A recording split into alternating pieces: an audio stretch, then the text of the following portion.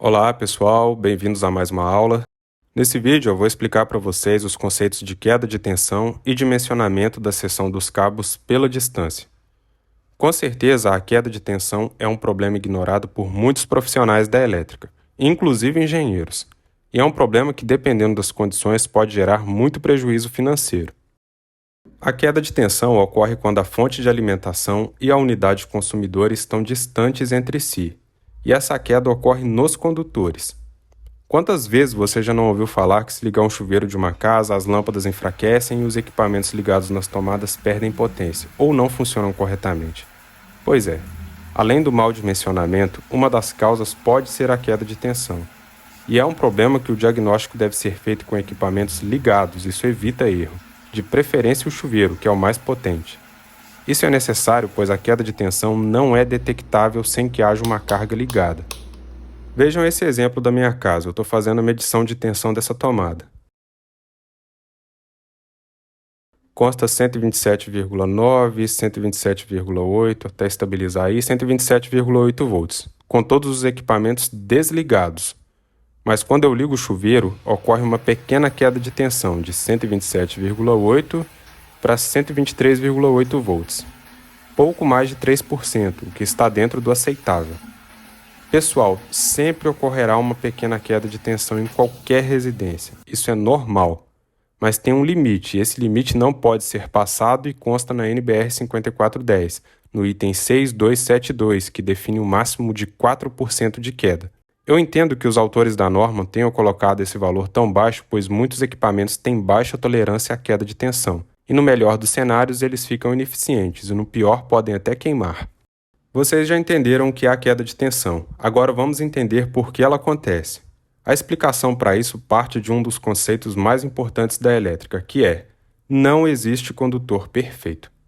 Todos os materiais têm uma resistência, ou melhor, uma resistividade, que é a capacidade do material de se opor à condução de corrente, o que necessariamente vai gerar a queda de tensão, pois quanto maior o comprimento do cabo, mais ele vai se comportar como uma carga.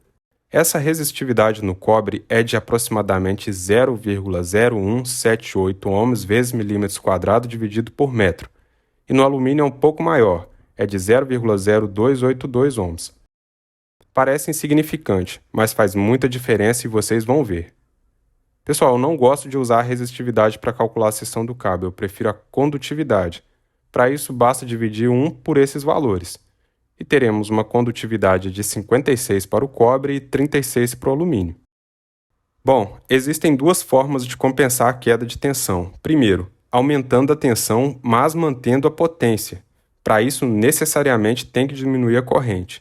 Ou a segunda opção, aumentando a seção dos cabos, o que permite um melhor fluxo de corrente, pois a resistividade é inversamente proporcional à seção dos cabos, ou seja, quanto maior a seção dos cabos, menos resistência esse cabo vai ter. Vamos para esse exemplo mais prático de uma alimentação de uma residência. A concessionária de distribuição fornece a energia por meio de condutores de média tensão. Essa energia é fornecida a 13.800 volts, que após passar por um transformador abaixador, é reduzida para 127 volts fase neutro e 220 fase-fase, ou em alguns lugares do Brasil, 220 fase neutro e 380 fase-fase.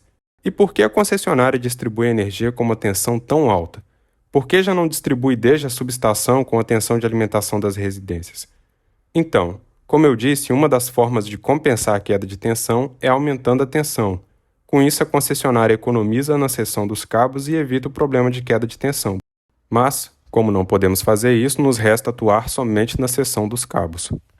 Para o nosso exemplo, teremos um circuito monofásico, ou seja, fase neutro, 127 volts, e os cabos serão de 16 milímetros, pois a potência instalada da residência é de 8.000 watts. 8.000 watts dividido por 127 volts, teremos 63 amperes.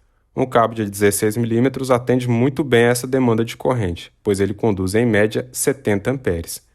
E isso é confirmado pela norma de distribuição das concessionárias de energia. Vejam o exemplo da ND51 da CEMIG, que indica cabos de 16 milímetros para um circuito monofásico, onde a potência instalada fica entre 6,4 e 8 kW. Nesse caso aí, a casa está a uma distância de 15 metros. Mas e se ela estivesse a 30 ou até mesmo 50 metros? Será que o cabo de 16 milímetros ainda seria capaz de conduzir uma corrente sem a queda de tensão? Para sabermos disso, precisamos recorrer a uma fórmula. Ela é bem simples, que é S, que é a seção transversal do cabo, igual a 2, que é a constante para circuitos monofásicos e bifásicos. Se fosse um circuito trifásico, seria a raiz de 3 no lugar desse 2. Vezes L, que é o comprimento do cabo, vezes I, que é a corrente nominal, tudo isso dividido pela condutividade do material do cabo, vezes a tensão elétrica de alimentação, vezes a queda de tensão admitida, que, como vimos, é de no máximo 4%, conforme define a norma. Substituindo os valores, teremos 2 vezes 15 metros vezes 63 amperes, dividido por 56, que é a condutividade do cobre, vezes 127 volts, vezes 0,04, que seria 4%. Tudo isso daria 6,64 milímetros. Porém, o correto é usar o cabo maior e mais próximo desse valor, que é o de 10 milímetros. Ué, mas eu calculei um cabo de 16 milímetros para a capacidade de condução de corrente, e aqui ficou em 10 milímetros no quesito de queda de tensão. Qual devo usar? Pessoal, sempre utilizem o de maior valor. Nesse caso, o de 16 milímetros vai atender tanto à queda de tensão quanto à capacidade de condução de corrente.